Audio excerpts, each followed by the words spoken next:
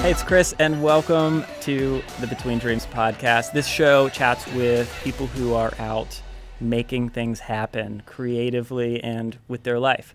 Today is a guest named Zach Mayfield, and I'm excited about this one because, and we were just saying this before, I'm particularly excited about today's episode because so many of the episodes are people that I'm like actually friends with, and not saying that we aren't friends, but we just aren't friends yet. That's just how it is. I reached out to you because I was watching some of your YouTube videos recently, and I was just saying how like I've been like getting some new cameras and stuff, and when you're in like the Sony YouTube camera world, you go down rabbit holes of tech and gear people and video creators, and it's like it is a bit of a community. So it was super cool to connect, and glad you popped on.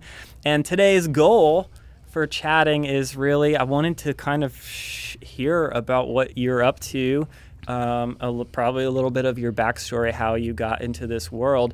You are in a studio right now. There's people working behind you. And This is my buddy Connor. He's editing some video right now. We do some work together on YouTube stuff, but yeah, man, I'm so excited. Thanks for having me on. So why don't we start off as a quick, with not full life story, but quick, like, where did you, because it's so fascinating, because it's like, my audience here knows me because I started doing like circus tricks. I started learning how to juggle when I was a kid. And then I've seen some of your juggling stuff, actually. Yeah. So it's so fascinating because it's like I started in like juggling and then learned how to make videos by needing to make promo videos for my juggling, show and stuff when I was younger. And then, so it's always super fast because like everyone in video kind of like has a weird story of how they got there and everything, and no matter what we're doing creatively, and it's kind of culminates. So do you have a little bit of a backstory? Like, how did you end up here in a room on a podcast with people behind you editing videos with you? That's like and also that's like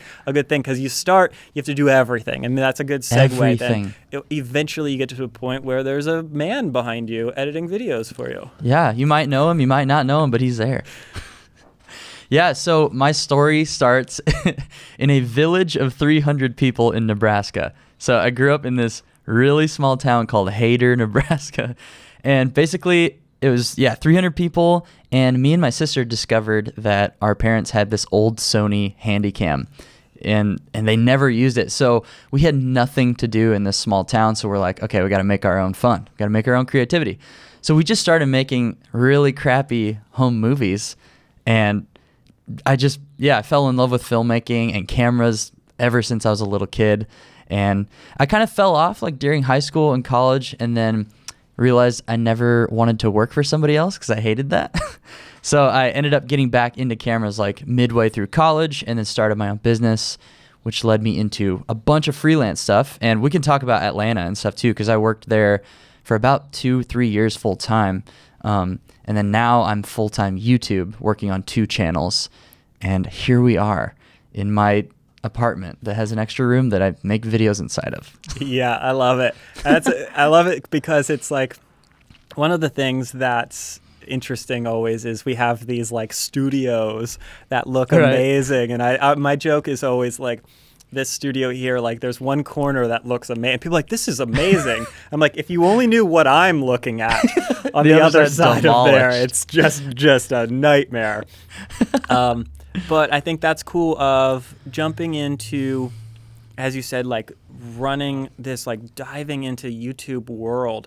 What made you decide to do that kind of like I hate to call it the DIY world, but like come in kind of like, I'm doing this for myself, because a lot of video people think that they have to work in Hollywood and on bigger sets, and there's a clear decision to make there. Am I going to like go after that and work on a 100-person set, or am I going to work on my own stuff and kind of do it myself, my own YouTube way? How did that kind of come about? Yeah, and I think with anything creative, it's obviously like a gradual process. There's not like one moment where you're like, oh, yep, I'm doing that. So for me, I was doing freelance stuff. I was living on my friend's living room floor in Kansas after college. And that was me like trying to get my video business off the ground. So like freelancing weddings, music videos for like small metal and rock bands. It was super fun. And then I was researching cameras similar to how you found me, and I saw this guy named Casey Neistat, which I'm sure you've heard a million people say they were inspired by him, but it was true. I saw this guy and I was like, wow, he's making home videos professionally. And I had always loved that home video quality of just like run and gun, like tell a story in one day, or like make something on the spot that just feels homegrown. It's not super polished, you know? There's something beautiful about that to me. And so I was like, well, I'm going to try this. So I started my YouTube channel, and through just making a ton of crappy videos on YouTube, I actually developed my filmmaking skills way faster than I probably would without doing YouTube. So it really impacted my freelance work and my skill set. And then I was like, wow, I actually just really like practicing by making YouTube videos. Like, maybe I should just try YouTube. So that became the goal for me. I was like, my goal is to like escape the freelance world and go into this YouTube world, because it's just, I don't know, it just, YouTube feels like my home for my creativity. It feels like the perfect plug for what I like to make. So I'm out here trying to make it. Like, my ultimate goal, I guess, is like make a living creating my own ideas, you know, not like making stuff for other people. I did have a lot of fun with that, but I'm so glad to be like starting to move toward making my own ideas a little bit. Yeah.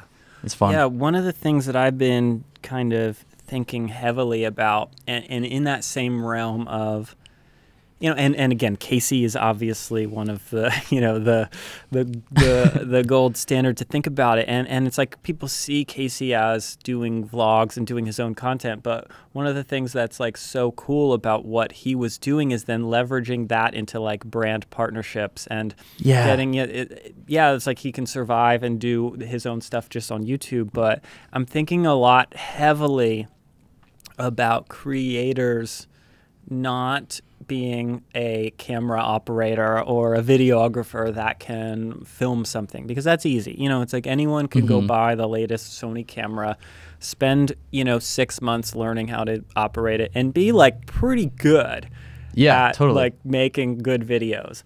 But the idea of, I've been thinking, so like this is getting to one of the theses that I've been thinking a lot about in intellectual property and your own ideas, and bringing that to then brand. You know, one thing that I'm like working heavily on is like creating a bunch of different like shows that I call them, and they're just like series of, and I use my YouTube channel is like a mess because I use it as like, maybe I'll try this. I'll like do a mountain biking video one day. Yeah. And it's like, it's a really bad strategy if you're trying to build an audience on YouTube, because it doesn't work. But it's a really, really good strategy to just be like, can I make a mountain biking video with a GoPro today and post it tonight? Exactly. And I don't care enough about my YouTube channel as far as like building the audience, but it's a playground for me to go play in the sand and go do something. And then from there, develop these like intellectual property shows. And now it's kind of interesting because that's what's interesting to brands and stuff. They're like, oh, you have this whole thing that's already done for us to maybe get attached to. So I love that model of owning your own universe, rather than, because we all have seen, you know, video production companies that'll just say yes to, yeah, we'll show up and shoot your corporate video. And it's like, yeah, you can probably make a good living like that. But I have a feeling most people listening to this show are like, yeah, I want to do this for more than just making a couple bucks showing up and making videos. That's actually so cool that you brought this up, because I've been internally wrestling with these ideas for like the past 2 weeks specifically, because I treated my YouTube channel in the beginning very similarly to you. It's a playground where I just go experiment and make whatever I want. And I was having a lot of fun. And then I started to kind of pursue the camera YouTube world just to build some consistency. And it started working like a year or two ago. Like, I started gaining a small audience. Like, my channel's not big by any means, but now I feel like the YouTube algorithm gods have determined me as like a camera creator. And it's like, dude, it feels so limiting sometimes, because I'll have this idea for a video and I'm like, whoa, that feels big. That feels really fun. Like, I'm going to review all of Hilary Duff's albums and make a whole documentary about it. And then like my YouTube brain's like, nope, that won't work with the algorithm. Like, YouTube will suppress it. Like, it's not a camera video, all this stuff. But you saying that is actually kind of brings me some peace, because I've been wanting to dive back into that playground style of just like being a kid, just making what I want to make, you know? Yeah. Because there's no pressure on that channel. I can just do whatever I want. Yeah. Yeah. So how do you balance that as you just said, you're kind of battling it right now. So what do you think so if again, this show kind of has a little bit of people come to listen to this because they're like, I want to do this and I want to hear from people who are doing it. And I think it's and something that I battle really a lot because I see people who blow up by doing tech reviews. And I'm like, I could totally do that. And I could have a huge amount of followers, but then I'm like, well, there was some reason why I didn't do that. I don't want to like beat myself up because like there was some reason, like I did 4 of those videos in a row and then I was like, I hate this. Not that I hate doing it, but like I hate doing this only. And I want to go ride my bike and film it. But I can't have like 9 YouTube channels either of like all of the things that I want to do. Release 1 video per year on each channel. Hope for the best. No, for real. So actually, I'm in the process of figuring out how to balance it. That's a great question. You're challenging me right now. But so I started doing like those camera videos consistently in 2020. And then I actually got a job offer to run a camera channel. So I got hired as basically a contractor to do 1 video a week on this camera review channel. So that is how I transitioned into full-time YouTube from freelance filmmaking. So that was like a big jump. I was like, yes, I get to make YouTube videos and that's it. And now I'm facing this current struggle. But I think the biggest limitation right now for me is myself because I have the freedom on my personal channel, the one you found, to make whatever I want. So I think I need to kind of do what you're doing, honestly, and just make stuff. Why is that hard? Why is that hard? It's so weird. Yeah, it's like, I think there's something. Again, one of the things that I've just been really seeing is like that, the two sides. So my personal struggle with it, I hate to call like making videos on YouTube a struggle because people have proper problems. But the personal struggle that I have is that so many cool things happen because of a random video that I posted that got 75 views in the first 3 months. And I'm like, that's a fail. It's like YouTube, very much a fail. 75,000 views on a YouTube video is like, well, go back to your, good job. Just call us when you have a real channel.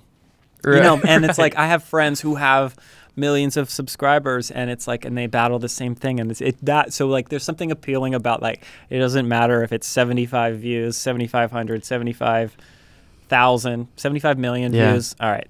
No one's complaining about that. But like until you get there, everyone's like, it's just not really, stuff's not clicking. I'm like, I have friends that are like just consistently getting 200,000 plays per video. And they're like, it's just like not really clicking anymore. Something's not working. I'm just like, what are like, that's like, it's crazy, but it's so valuable to remember that. And it's like, this is circling back into kind of all of what we're talking about. It's so valuable to remember that. But then also, as I said before, of like, there's so many videos that I have, and I have like a few like ideas brewing even with brands that like they're interested because the video's good, not because there's a bunch of views. It's not like they're not hiring me as an influencer. They're hiring me because they're like, oh, that was actually really cool. Yeah, you made a great video. You're a good creator. That's what they saw. Those are the people you want to work with anyway. Yeah, because it's like a lot of people have big audiences, but less people have good content, I think. there's a lot of poop content out there, dude. Yeah. A lot of poop. But yeah, you, in your email to me, the first email you sent me, you found one of my color grading videos. And that's like usually never what I make. Yeah. I actually made that because somebody in my Discord server was like, hey, how do you color grade your Sony footage? I was like, I'll just make you a video. So like, we wouldn't be hanging out right now if I wouldn't have just made that simple video. That's kind of cool. Yeah. Like, that's worth more than a bunch of views. Yeah, that's right. Because before I was trying to remember which video I initially saw. And I think it was that, because it was like got the FX3. I don't want to go, I'm trying to restrict myself from going down like camera thing. People are going to just like turn off. You start doing like numbers. We won't go into gear chat. Start adding A's and Sony's and people are like, yep, I'm out. Yep. But yeah, like that was cool because I was like looking up stuff, and then it was totally that. And before we started recording, I told you I was like, we'll save it for the recording. And there was this like winter, I was walking around Atlanta like in the woods, and I was like really frustrated because there was just like gray leaves everywhere, and I was like, this looks terrible. I was like so angry. I was just literally angry. And it was like, because I lived in Los Angeles for a few years, and it was just awesome. You go outside and you just point the camera at the sun, and you're like, yep, cool. Like, wait till the afternoon, kind of point the camera towards the sun, get some lens flares, and people are like, whoa, how'd you do that? I was like, I moved to Los Angeles. I moved. And I had this like such a frustrated moment. And then I saw one of the videos, I forget which one. You guys were like walking around, and it was like in this gray woods. And I was like, I don't even like you guys. You didn't be like, oh, it doesn't look epic outside today. You were like walking around. I forget which one. You were talking about something. You were just like chatting with the camera, and like I was probably talking about like a lens filter or something. Yeah, maybe. Yeah. And I was just like, oh, this like. I don't want to say it doesn't look good, but it wasn't. You wouldn't like walk outside and be like, "Whoa, look at these beautiful dead leaves on the trees. We should totally just shoot gray something." And brown. But that was inspiring to me because I was like, okay, I don't need to go to Los Angeles where it's perfect like thing, and that was really resonating with me. And then I was like, this looks like we're on the East Coast in the winter. Yeah. And then that's what I was like, oh, cool, because it's like it's sometimes like I'm like, oh, all these new people like, oh, they're out in LA where I just left. Right. And it's cool hearing when people are like, yeah, like especially doing something. But that was the story that I didn't tell you before that I said I wanted to save for us to record, because I saw that you went out and did something when there was dead leaves outside. You didn't like wait, like, oh, we got to wait 3 months to make this video when the leaves are green again. I know. It'd be ideal to just live in like Paradise Valley, Montana or something, but we get what we get. We don't throw a fit. We just have a good time with it. And yeah, that's how, I mean, talking to you, I found out you live in the Atlanta area and I live in Nashville. So we're only a few hours apart. Yeah. We got to hang out in real life sometime. Yeah, totally. That would be great. Well, yeah. And we can go film some dead leaves or something. Yeah, we have to wait until the fall though, because we're recording this right now. It's like all the blooms are out. And then as a point, we have to wait until the leaves are dead and prove that we don't need green leaves to make cool looking Challenge stuff. ourselves. That's awesome.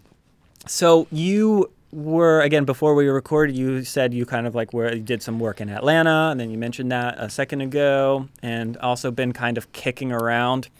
How about that? It's just I grew up in Pennsylvania, kicked out to Los Angeles, bounced over to Atlanta, and I have some cool just like ideas of like bouncing around to different places. What was that like for you, kind of kicking around, especially maybe coming from like a tiny place and then going, and ultimately now ending up in Nashville, which is a legit city?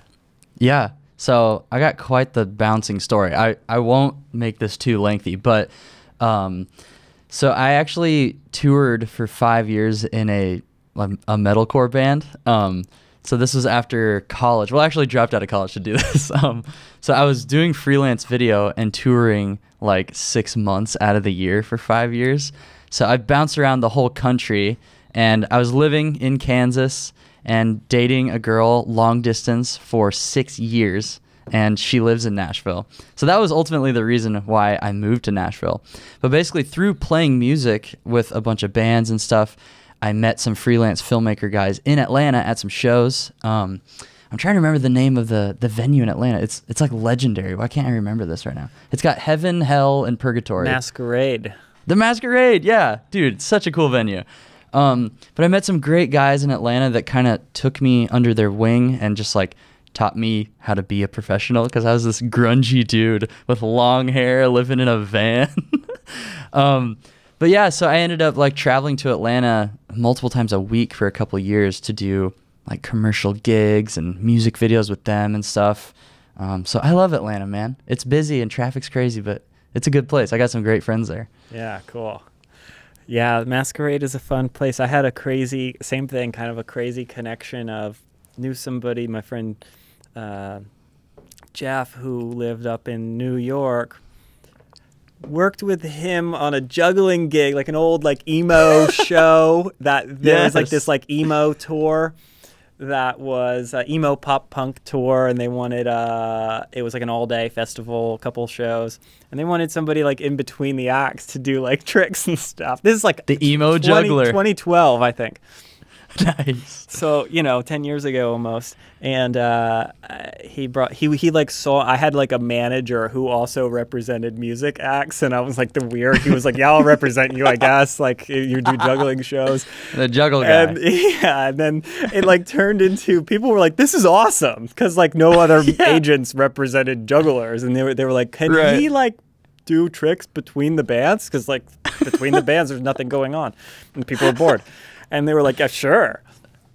And I love that so much. It was funny because like I was like more expensive than the bands too, because they didn't know how much it's supposed to cost. Just rack up your day rate. Yeah, they're dude. like, "We know bands will come out for $300. Sure, it's like, but they're like, we don't know how much jugglers cost." My agent would just always quote like really high price. They're like, "I don't know what jugglers cost, so sure, take it." Dude, that's amazing. I would have killed to have a juggler between our sets back in the day.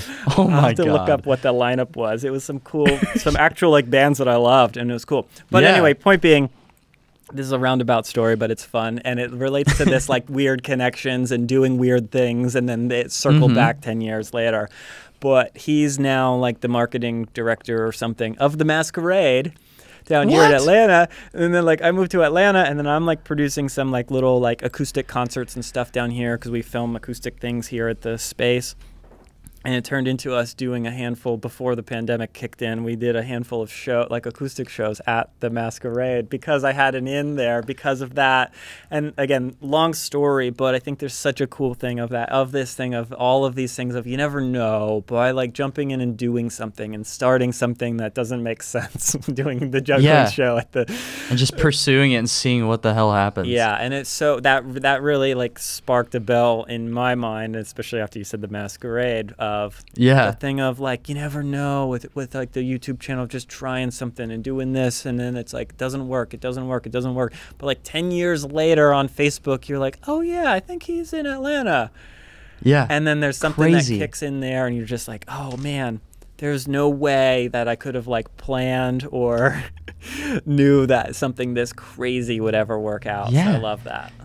So when I was living in Kansas, which is where I lived before Nashville, I was in the beginning of my YouTube channel. I probably had like a few hundred subscribers, and I made this shitty vlog called "I'm moving to Nashville," and just like kind of told the story of like why I'm leaving to like go live in the same city as my girlfriend that I've been dating forever. And through that video, a guy in Nashville found me, and he's the guy who ended up giving me my job this past year as the full-time YouTuber, like running this camera channel, which like, it's just crazy. Like if I never would have made that dumb little video, I never would have met that guy. And now I have this guy in the background of my shot. He worked on that channel too. It's like I met two of my closest friends just through making that one simple moving video. It's like it's just crazy what making can do. And that video still probably has like 300 views total, but it's like there's a piece of history there now. It's crazy. Yeah, that's I love that because that's the same with what I was saying. It's like, a video that gets 75 views, 100 views, 1,000 views, by all standards of, success on the internet, that's not a big runaway hit. But then it's so, for me, I always, and whenever I talk to anybody, I'm always, they're like, "Oh, this only got, 5,000 plays or something." I'm like, or 100 or 75 or 18. I'm like, imagine having a party in your yard and like 75 people come and hang out with you for like even 8 minutes. So the length of you're like, that's crazy. They all show up to watch your video. You're like, "Oh my God, I'm nervous." 75 people. That's like almost a theater.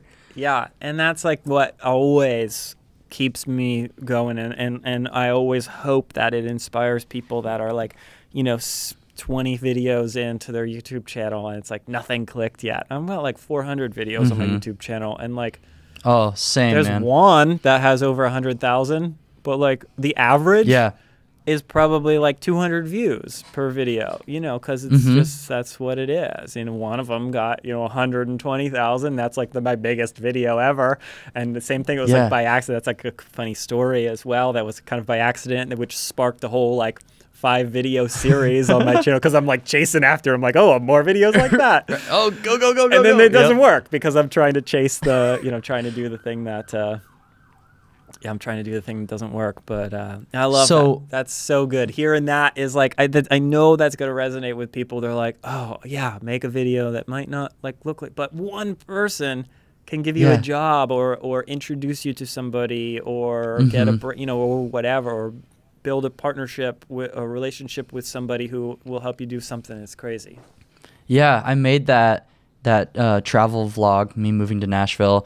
That guy saw it, emailed me, and then we just have stayed in touch for years since then.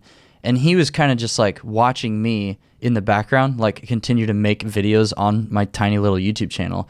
And actually me continuing to, like you said, like press through even when the views are low. That's what proved to him that I would be good to take his job when he left the company and the channel. Because he was like, I know I can count on Zach to make one quality video every week for this channel.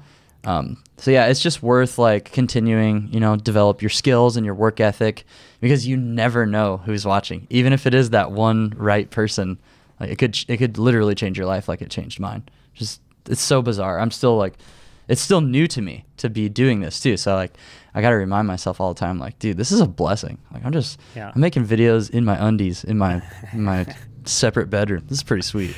Yeah, that's amazing. I love that story. So what is the next, you know, it's like in a world, and especially now where we're all kind of like, you know, the idea of a 5-year plan is like, who knows?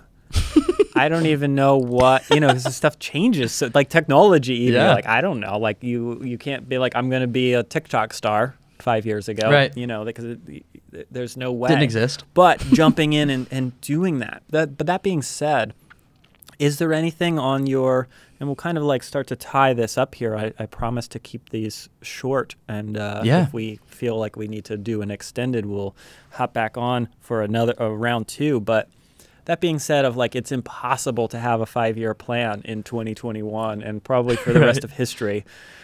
Is there anything like on your radar as far as innovation and thinking about things? Because I'm personally like, I need 360 cameras and to be learning about AR and VR, because whoever figures that out is going to like win. You know, it's like, we can't be the person that's trying to make normal videos. In 7 years from now, it's going to be like, yo, who's the old guy with the Sony mirrorless camera over there? What a thinking dork. He's cool.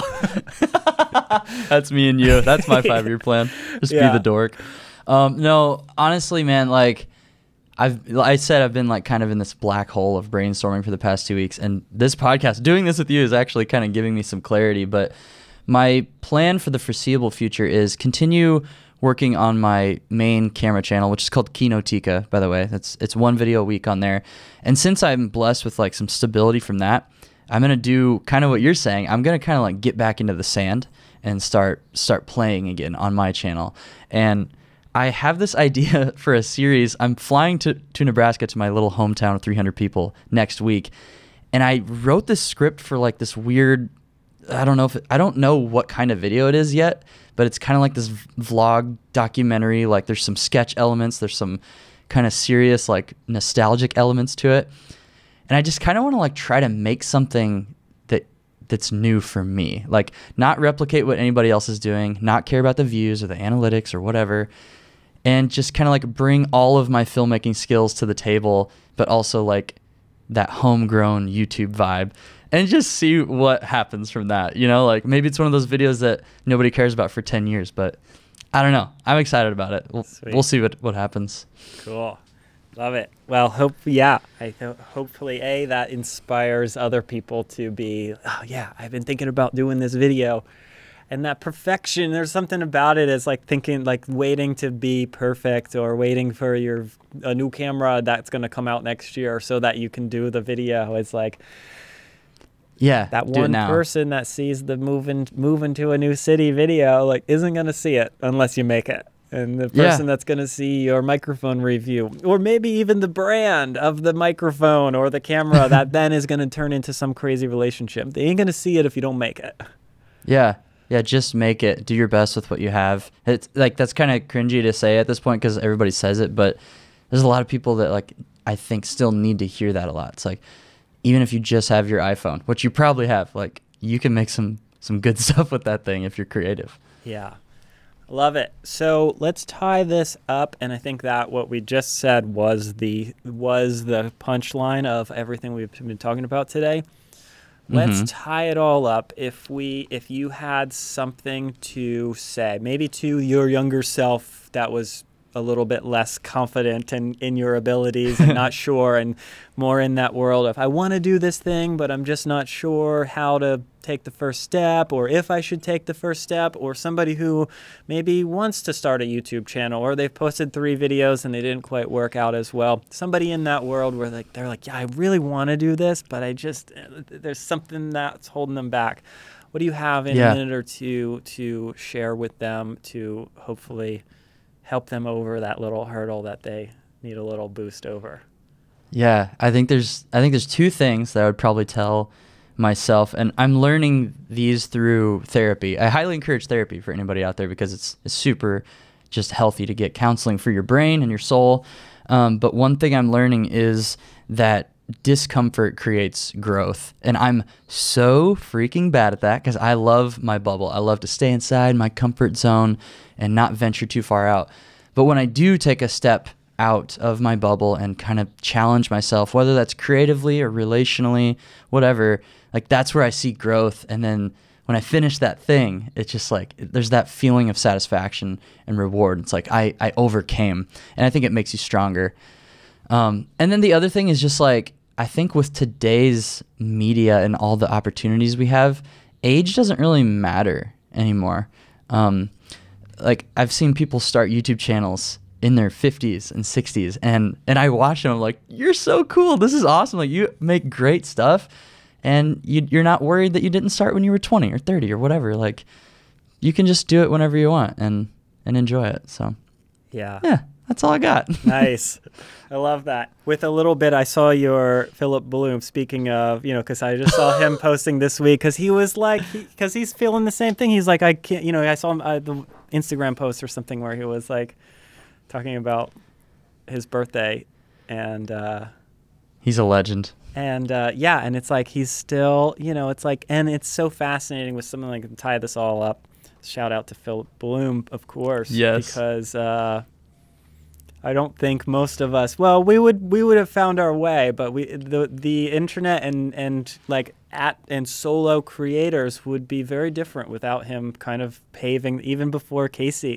Casey was obviously doing it, but as far as like YouTube and thinking about cameras, it's like Philip showed a lot of people what you can do with a small camera that you can have in your backpack before anyone else was really talking about it. With the Canon, the Canons first, and then the Sonys, his nighttime, the original A7S. Oh, it's like, that's so like good. Legendary video. I watched it recently, and it like has way less views than I thought it had. Because I was like, this like changed. This like, people were like, oh, Sony's can do this crazy thing. And like, you think it's going to be like this runaway. Obviously, it's a successful video, but it doesn't have nearly as many as you would think for being like this legendary video. And for all you viewers out there, if you don't know who Philip Bloom is, he's an amazing filmmaker who makes YouTube videos kind of on the side about cameras and filmmaking, but his quality is like still setting the standard today in the filmmaking YouTube space, in my opinion. Like, I don't think there's anyone better in the camera space. Yeah. And he's creative, cinematic, funny, like just everything I like is in a Philip Bloom video. So check Philip Bloom out. He's a great guy. Yeah. He's very nice. He's the best. Well, cool. Thanks to you as well for pushing and making things happen, even though I know there's some days when you don't feel like doing it. But that's what it's all about, is getting in there, making things happen. And I need to get a trip out to Nashville and do a hangout, and we'll make some videos. Yeah, man. Thank you Thank you so much for having me on the show. And I come to Atlanta still here and there to hang out with my filmmaking friends there. So Cool. Next time I'm in town, I'll hit you up. Maybe we can get some pizza or something. Yeah. Oh, I love it. That sounds great. Sweet. Well, thanks Cool, man. to you. Quick shout out to your stuff where people can find more of the YouTube and Instagram or wherever else you want to send people before we end. Yeah. Okay, so check out my 2 YouTube channels if you like camera stuff and a dorky blonde guy. We have Kinotika, it's my camera channel, and then Zach Mayfield, it's just my name. That's where I'm playing in the sand. And then my Instagram is also Zach Mayfield. So hang out with me there. Would love to chat with you. Thanks for listening to us speak. Sweet. Thanks so much. Thank you guys watching and listening at home. If you are listening on a player that allows reviews, we would love to have you submit a review. And 5 stars, baby. 5 stars. Well, That's my no, review. whatever. Okay, but whatever you guys. That's mine. Whatever review you guys would like is okay. We're not gonna. We're no pressure. But No pressure here. You My heard review, it. though. But we have a 5-star in the house. 5 stars. All right. See you guys. Bye. Nice. Cool.